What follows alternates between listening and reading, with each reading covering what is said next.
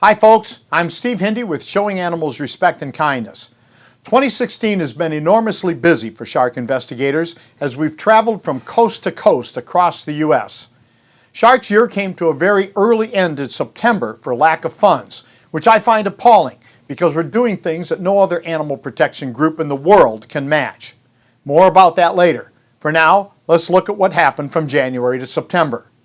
Right at the beginning of the new year, shark investigator Stu Chaffetz exposed a cowardly tower shoot at Wing Point, an infamous club that allows people to blast away at different animals for a price.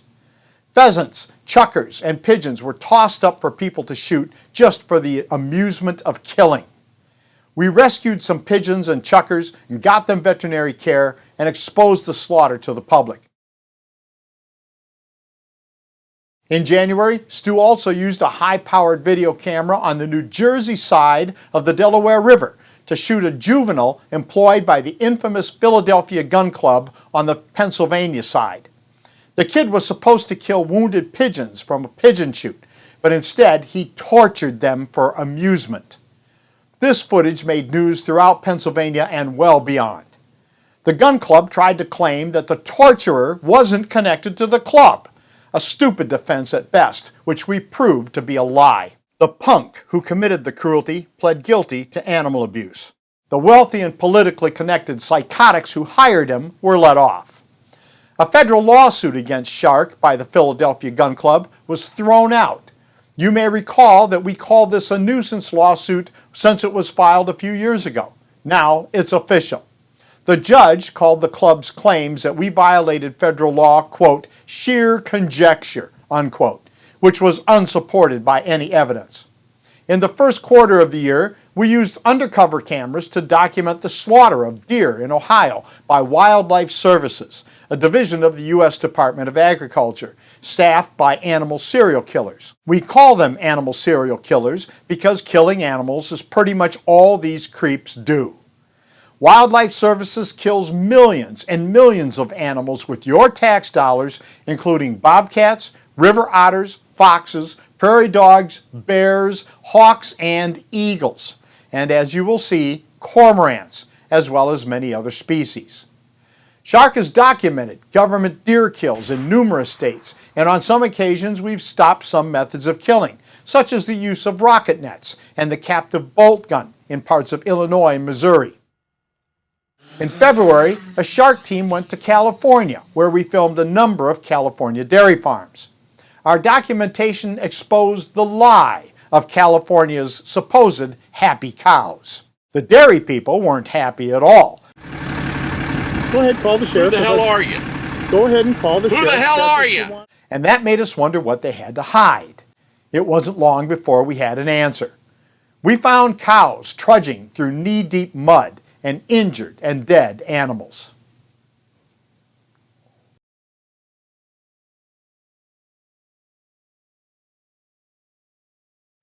When the dairy people resorted to criminal activity, we learned that the most corrupt people in the area were actually wearing badges, and they work for the Stanislaus County Sheriff's Department.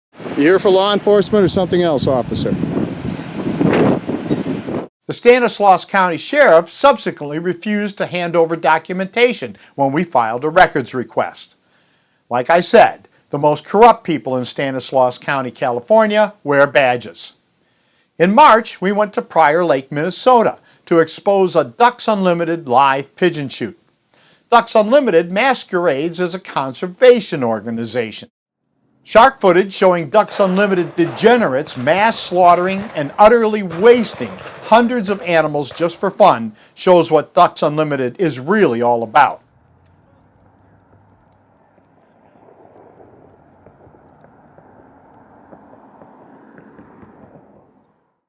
In April and May, the shark team spent a number of weeks on the border between Oregon and Washington at the mouth of the Columbia River, where we documented Wildlife Services, the government's animal serial killers, slaughtering cormorants. The government claims the cormorants are eating salmon, which they are, because they're native birds and they're supposed to eat salmon.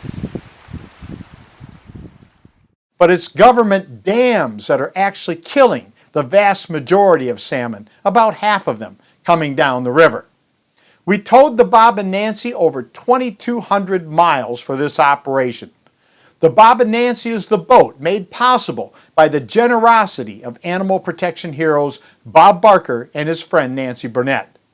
The Wildlife Service's killers tried to outrun us, but we planned for that when we bought the boat and had no trouble keeping up with them. The U.S. Coast Guard tried to help Wildlife Services hide its abuse by setting up a 500-yard exclusion zone to keep us away, but we still obtained an enormous amount of documentation exposing this slaughter to the world. In June, the shark team took the Bob and Nancy to Maryland to expose thrill-killing contests that target cow-nose rays. Cow-nose rays are beautiful, non-threatening animals who are native to the Chesapeake Bay ecosystem. The rays are killed merely to be weighed for prizes. Then their bodies are dumped. We used the Bob and Nancy to launch our Angel aircraft to peer right into the killers' boats. This resulted in very negative coverage for the killers, which is exactly what they deserved. While we have released our documentation relative to the killing of the rays, we haven't even begun to release bombshell information involving government and law enforcement protection for the ray killers. Stay tuned for what will be coming out later this year. In early July, a shark team spent 2 days flying our Angels near California's largest feedlot to document disgusting conditions. The Harris Feeding Company has a lot of money to buy political influence, and that resulted in 2 straight days of harassment from the California Highway Patrol and the Fresno County Sheriff's Department. May I ask what you're going to do with the photos? Well, it's to identify you guys that you're here trespassing. Regardless of the police tactics, we took lots of footage of the bad conditions, not to mention the stench the animals endure every day. We also obtained records from the California Highway Patrol proving that the Harris people lied to the police, and this is prompting an investigation. We'll let you know more about that in the future.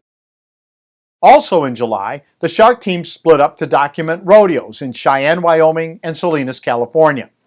In Cheyenne, there was more of the brutal and deadly cruelty that has gone on annually there for more than 100 years.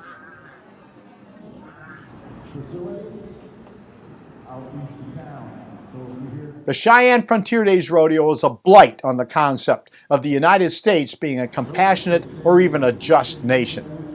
We will be releasing videos of this abuse on the internet throughout the year. In Salinas, California, a shark team came in to document for a 4th year to prove that the rodeo violates state law in underreporting animal injuries. Thanks to a lawsuit filed by the Animal Legal Defense Fund and the law firm of Gibson, Dunn & Crutcher on behalf of Shark, rodeo thugs have decided to ban cameras. Although, in real practice, they only banned cameras of people who they thought were activists. Meanwhile, Shark has released video after video exposing the cruelty of Salinas to the world, and we will continue to do so. Documents obtained in the aforementioned court case show that our pressure is causing rodeo sponsors to rethink their support of the rodeo. In September, we used the last of our funding for field operations to again document and expose the cruel and illegal live pigeon shoot fundraiser held annually by Oklahoma Senator Jim Inhofe. In the process, we rescued 29 live victims. What kind of cowardly, psychopathic monsters leave animals to suffer for days before they succumb to their wounds or from infection, predation, exposure, hunger, or thirst? The answer in this case is a corrupt, sitting U.S. Senator and his cowardly supporters. We've exposed the corruption of sheriffs in Kiowa, Greer, and Jackson County, and at the state level, the Oklahoma Highway Patrol, as these agencies protect the lawlessness of Senator Inhofe. Because of the inaction of the police within the state, we urged the FBI to get involved, but incredibly, the agency refused. The amount of police corruption in Oklahoma has to be seen to be believed. Shark, in fact, invited groups from all over the country to do just that, to come and see the cruelty and corruption in Oklahoma. and to publicly stand against Inhofe.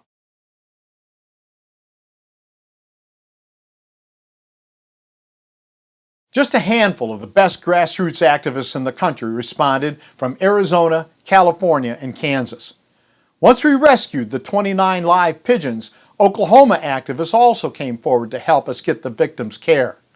We appreciate the help of all those who stepped up more than we can say, and we question why the big groups who have so much money did nothing. Senator Inhofe's slaughter wasn't our first invitation to take action this year. We did it on the West Coast for the cormorants and on the East Coast for the cow-nosed rays. Gone, apparently, are the days when animal protectors rise up in numbers to oppose cruelty. It is vital to point out that this was our third year of going after Inhofe's pigeon slaughter, and our aerial documentation shows how much smaller the affair has become. We're strangling this monstrous spectacle, and we want the whole movement to be in on the victory. Why are the big groups so careless about achieving it? Apparently because it would take real work. Shark conducted a few other operations in 2016, and we'll be posting some videos of them soon, but this video covers most of it. The Oklahoma operation is the end of our field activities because we're out of funds. In October, Wildlife Services resumed its slaughter of cormorants on the Columbia River. Shark wanted to be there again for stage 2 of our efforts to expose the serial killers, but we couldn't for lack of money. Far larger groups with millions and millions of dollars like PETA and the Humane Society of the United States or dozens of other wealthy groups could have gone into action, but they didn't. It amazes me that a small and underfunded organization like Shark with a handful of operatives can do more field work and accomplish more in 3/4 of a year than a whole slew of the richest dozen or two animal protection organizations combined. There's something wrong with this picture. The animals deserve a better movement. About $500 million are donated annually for animal causes, but animals are getting nowhere near $500 million in results. I don't get paid in Shark, and I never have. So the truth is, when Shark doesn't have money to travel, I get to stay home instead of watching and documenting terrible cruelty in what can be some of the really most crappy places in the country. Unfortunately, Shark investigators and I can't get the faces of the victims for whom Shark exists out of our minds. If those big and wealthy groups were taking the slack out from us being offline, well, that would be fine. But they don't, and they won't in the future either. They've had decades to deal with pigeon shoots, rodeos, contest killings, and so much more. And they've either failed or run out or simply refused to do anything at all from the very beginning. Nevertheless, these groups continue to bring in hundreds of millions of dollars either through well-meaning but uninformed small donors or big donors lured by the ego boost of a gala in their honor or a meaningless title of board member or having something named after them. Shark doesn't hold galas and big fundraisers because it's not us. We don't do parties. Spending all that time and money setting up such extravagance would divert from our mission. Our field efforts have made it possible for us to put hundreds of videos on the internet to educate people about what is happening. Our YouTube account alone has almost 900 videos with over 77,000 subscribers and more than 78 million views. Bob Barker put us in a position to build a highly skilled, technology-based team which not only moves our issues, but other groups as well. Mr. Barker supports Shark for one reason, for the right reason. He does it for our non-human friends. If you care about animals and you understand the importance of frontline action for animals, please support Shark, the Special Forces of Animal Protection.